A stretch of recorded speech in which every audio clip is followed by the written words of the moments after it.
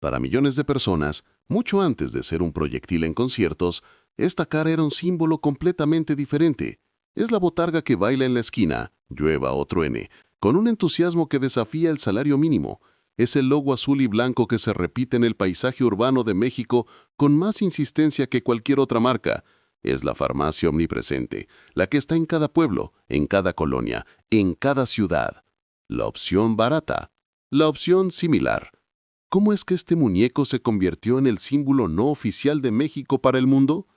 ¿Cómo es que la farmacia que representa pasó de ser vista con escepticismo y desconfianza a un imperio con más de 8,000 sucursales que domina no solo a México, sino gran parte de América Latina? ¿Quién es el hombre detrás del bigote? Esta no es solo la historia de una farmacia exitosa, es una historia de rebelión. Es la historia de una guerra familiar, una batalla de David contra Goliat, donde David, casualmente, también era un Goliat. Es la historia de un genio del marketing populista que entendió al pueblo mexicano mejor que nadie. Esta no es la historia del Dr. Simi. Esta es la historia de Víctor González Torres y la fundación de Farmacias Similares. Para entender el imperio del Dr. Simi, primero debemos conocer a su arquitecto, Víctor González Torres. Y para entender a Víctor, hay que entender que él no empezó desde cero. No fue un don nadie. De hecho, fue todo lo contrario. Víctor nació en el epicentro de la industria farmacéutica mexicana. Era, por derecho de nacimiento, un príncipe de un imperio que él mismo ayudaría a desestabilizar. El patriarca de la familia era su padre, Roberto González Terán. En 1954, él fundó Laboratorios Best. Pero Best no era una farmacia de barrio, era un gigante. Durante décadas, Laboratorios Best fue uno de los principales fabricantes de medicamentos en México. No solo eso, eran los maquiladores de confianza para las titanes transnacionales, Pfizer, Roche, Wyeth. Si comprabas un medicamento de marca en los años 70 u 80, había una buena probabilidad de que, aunque tuviera un nombre suizo o americano, hubiera sido fabricado en México por la familia González. El negocio, dirigido por el padre y el hermano mayor de Víctor, Roberto González Torres, era claro: fabricar y vender medicamentos de patente. El modelo era de precios altos, grandes márgenes de ganancia y distribución a través de las cadenas de farmacias tradicionales. Era un negocio enfocado en la industria, no en el consumidor final. Era un club exclusivo, y ellos eran dueños de la entrada. Y luego, estaba Víctor. Víctor también trabajaba en el negocio familiar, pero él no encajaba en el molde del ejecutivo corporativo, silencioso y de traje gris. Víctor era, y es, un personaje en sí mismo. Es excéntrico, carismático, un showman nato. Es profundamente populista y tiene un ego del tamaño de su ambición. Mientras su familia operaba en las sombras de las salas de juntas corporativas, Víctor anhelaba el reflector público. Víctor vio algo que su familia, o no veía, o no le interesaba: el enorme abismo entre el precio de fabricación de un medicamento y el precio final al consumidor. Y tras la devastadora crisis económica de 1994, el efecto tequila, vio que ese abismo ya no era solo un margen de ganancia, era una barrera que dejaba a millones de mexicanos sin acceso a la salud. Su idea era radical, casi una herejía para su familia. ¿Qué pasaría si eliminaban al intermediario, si ignoraban las marcas de patente y vendían el medicamento similar directamente al pueblo a una fracción del costo? Para su hermano, Roberto, y el resto de la industria, esto era traición, era competencia desleal, era canibalizar su propio mercado, era vender un producto inferior que devaluaría la industria que su padre había construido. Pero para Víctor era una cruzada. Era una oportunidad de negocio de $1,000 millones disfrazada de justicia social. La decisión estaba tomada. No competiría contra su familia, los aplastaría. Se convertiría en la oveja negra, el rebelde de la dinastía, y construiría su propio imperio, no con patentes, sino con lo mismo, pero más barato. La década de los 90 fue brutal para México, específicamente la crisis de 1994. El infame error de diciembre pulverizó el poder adquisitivo de millones. El peso se devaluó drásticamente y, de la noche a la mañana, los productos de importación, incluyendo los principios activos de muchos medicamentos de patente, se volvieron impagables. Ir a una farmacia tradicional se convirtió en un lujo. La gente tenía que elegir entre comer o comprar su tratamiento para la diabetes o la hipertensión. Víctor González Torres, desde su posición privilegiada dentro de la industria, vio este abismo. Donde su familia y la industria veían un mercado estable de patentes, él vio la oportunidad de su vida, un océano de necesidad desatendida. En 1997, Víctor dio el salto. rompiendo con décadas del modelo de negocio familiar, funda su propia cadena de farmacias minoristas. El nombre lo decía todo, farmacias similares. No se llamaban farmacias genéricas ni farmacias económicas, se llamaban similares, y esa palabra, ese concepto fue la clave legal y comercial de todo su imperio. Su primera sucursal no estaba en una zona lujosa, estaba en el corazón del pueblo, donde la gente la necesitaba. Su estrategia no fue tímida, fue un ataque frontal, resumido en el que quizás sea el eslogan más efectivo de la historia moderna de México. Lo mismo, pero más barato. Esta frase de 6 palabras era un misil teledirigido al bolsillo y a la lógica del consumidor en crisis. Desafiaba al status quo de un plumazo. Implicaba que el resto de las farmacias te habían estado robando todo este tiempo. Era simple, era memorable, y lo más importante, era una promesa casi demasiado buena para ser verdad. Pero era verdad. ¿Era realmente lo mismo? Aquí es donde yace el genio controversial de su modelo. Para entender esto, hay que entender la diferencia legal. Primero, tienes el medicamento de patente. Una farmacéutica invierte millones en investigación y obtiene una patente de 20 años para venderlo en exclusiva. Piensa en Viagra de Pfizer. Segundo, el medicamento genérico. Cuando esa patente vence, otros laboratorios pueden producirlo. Pero para ser genérico, deben pasar pruebas carísimas de bioequivalencia, demostrando científicamente que tu pastilla se absorbe y actúa en el cuerpo exactamente igual que la original. Y tercero, la categoría que Víctor popularizó, el medicamento similar. Un similar es un medicamento que tiene el mismo principio activo, la sustancia que cura, como el paracetamol o el sildenafilo, pero que no ha pasado por las pruebas de bioequivalencia. Víctor González Torres, a través de sus laboratorios, incluyendo Laboratorios Best de la familia, producía estos medicamentos argumentando que, si el principio activo era el mismo, el efecto debía ser, similar. Al ahorrarse los millones en pruebas de bioequivalencia y en marketing de patente, podía venderlos por una fracción de su precio. Era un área gris regulatoria, y Víctor la explotó como nadie. La reacción fue instantánea y viciosa. La industria farmacéutica tradicional, las grandes cadenas y las autoridades sanitarias como Cofepris se le fueron encima, lo acusaron de charlatán, de poner en riesgo la salud de la población, de competencia desleal. Su propio hermano, Roberto, al frente de Laboratorios Best, enfocado en el modelo tradicional, vio la jugada de Víctor como una traición al negocio familiar. Para ellos era una locura peligrosa. Pero, ¿y el público? Al público, al que le costaba 50 pesos en lugar de 500, esa palabra no le sonó a peligro, le sonó a salvación. Vender barato era fácil, pero Víctor tenía un problema gigantesco, la confianza.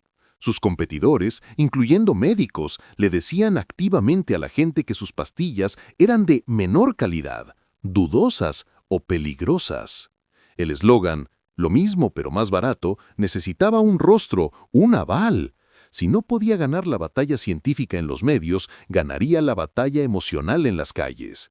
Necesitaba crear un personaje que neutralizara el miedo y generara afecto. Y así, de la mente de Víctor González Torres nació el Dr. Simi. Pero no fue una creación de la nada, fue un acto de genialidad cultural.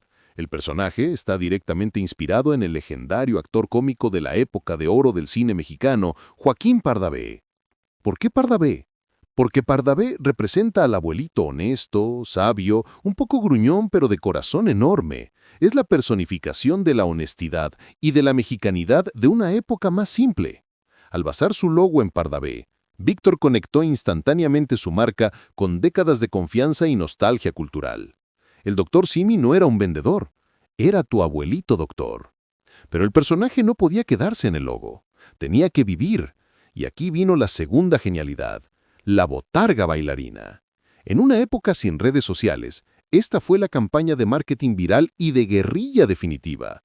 En lugar de gastar millones en anuncios de televisión que serían atacados por la industria, puso una versión viva de su logo en cada esquina. La botarga bailando cumbia fuera de la farmacia hizo varias cosas.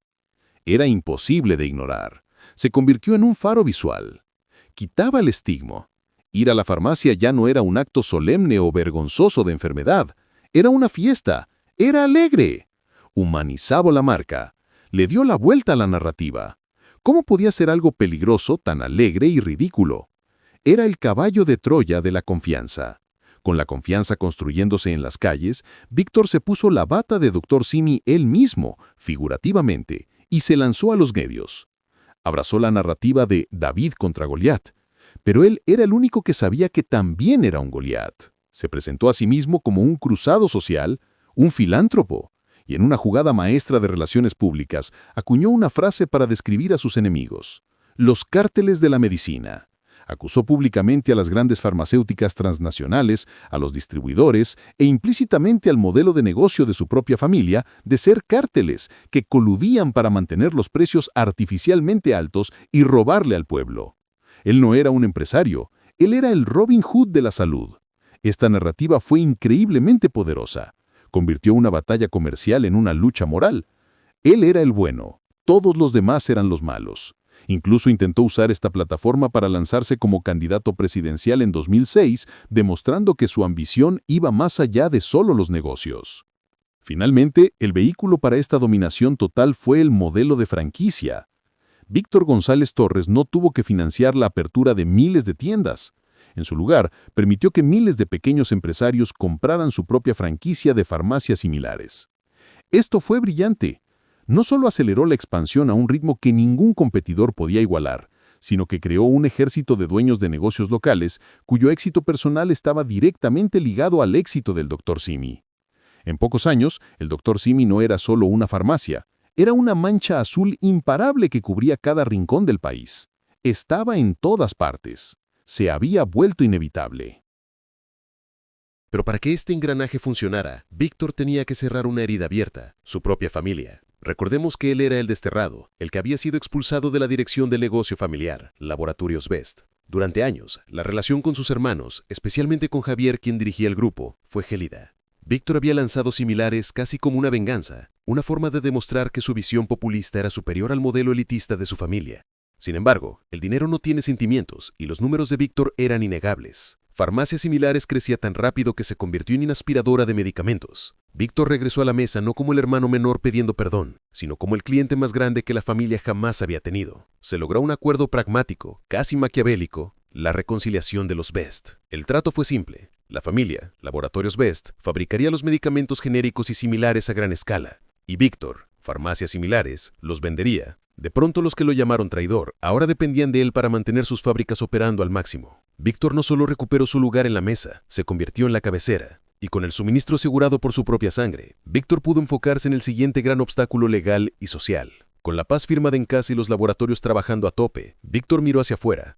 Sabía que su verdadero cliente tenía otro problema fundamental. Una medicina barata no sirve de nada si la receta para comprarla es inaccesible o carísima. Faltaba una pieza clave en su ecosistema, y él se dispuso a construirla. Y así nació el segundo pilar de su imperio, los consultorios médicos adyacentes. A través de su brazo filantrópico, la Fundación Best implementó un modelo de genio. Justo al lado de cada farmacia, un pequeño consultorio donde un médico te atendía por una cuota simbólica. Hablamos de 20, 30 o 50 pesos. Para la clase media alta esto era un servicio menor, casi de segunda, pero para millones de mexicanos sin seguro privado, o para cualquiera que no quisiera esperar 8 horas en el seguro social por un resfriado, esto fue una revolución absoluta. Se convirtió en una puerta de entrada real al sistema de salud para la atención básica. El Dr. Simi ya no solo te vendía la cura, te daba el diagnóstico. Pero quedaba una pregunta en el aire, la misma que sus competidores usaron para atacarlo durante años. ¿Y la calidad? ¿Era lo mismo pero más barato, o solo más barato? Aquí el tiempo y la regulación le dieron la razón. O más bien forzaron a toda la industria a alinearse. A partir del 2005 y con más fuerza en la década siguiente, la COFEPRIS, la Autoridad Sanitaria de México, endureció drásticamente las reglas. La autoridad exigió que para registrar un medicamento, ya no bastaba con decir que tenías el principio activo, tenías que probarlo científicamente mediante costosos estudios de bioequivalencia. Esto borró la línea. La categoría similar es el limbo legal que Víctor había explotado tan brillantemente. En la práctica, fue desapareciendo. Farmacias Similares tuvo que invertir y asegurarse de que sus productos pasaran estas pruebas. Hoy la gran mayoría de lo que venden ya no son similares de la vieja escuela, sino genéricos hechos y derechos. La guerra por la calidad en gran parte terminó. El imperio de la salud estaba completo, el negocio era redondo. Y entonces, cuando parecía que el Dr. Simi ya no podía crecer más, sucedió lo impensable. No vino de un laboratorio, sino de un taller de costura. Aquí entra el golpe maestro de responsabilidad social, Cinia, una fábrica en Puebla, parte del grupo empresarial que se dedica a emplear a personas con discapacidades. Más del 90% de su plantilla tiene algún tipo de discapacidad.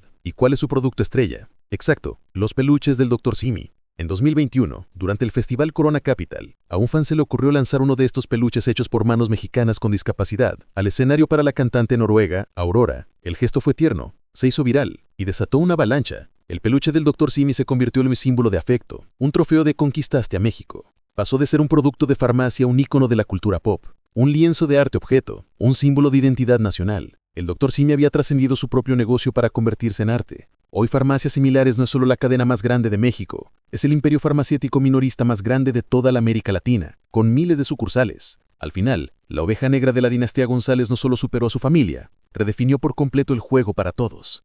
Obligó a toda la industria, a sus hermanos y a sus competidores, a bajar sus precios, a adoptar el modelo de genéricos y, crucialmente, a poner consultorios en sus propias esquinas. Ganó él, y en muchos sentidos, también ganó el consumidor. Pero ahora la conversación es tuya. ¿Qué opinas de la estrategia del Dr. Simi? ¿Genialidad o simple populismo? ¿Alguna vez te ha curado uno de sus peluches en un concierto? Deja tu opinión en los comentarios.